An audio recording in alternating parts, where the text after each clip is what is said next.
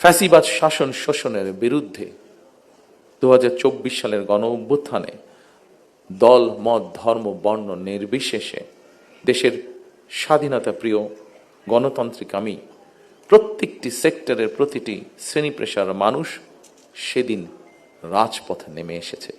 সেদিনকার যত ছবি উঠেছে, ক্যামেরায় বন্দি যত ছবি উঠেছে, প্রত্যেকটি ছবি এই কথারই সাক্ষ্য দেয়। 2024 সালের আন্দোলন কোনো ব্যক্তি, দল বা গোষ্ঠীর নয়।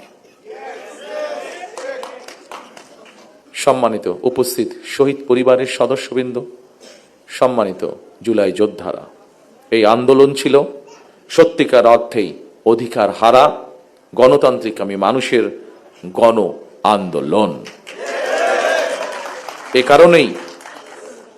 এ কারণেই আমি বলি 1971 সাল ছিল স্বাধীনতা অর্জনের, 2024 সালের আন্দোলন ছিল দেশ এবং জনগণের স্বাধীনতা রক্ষার।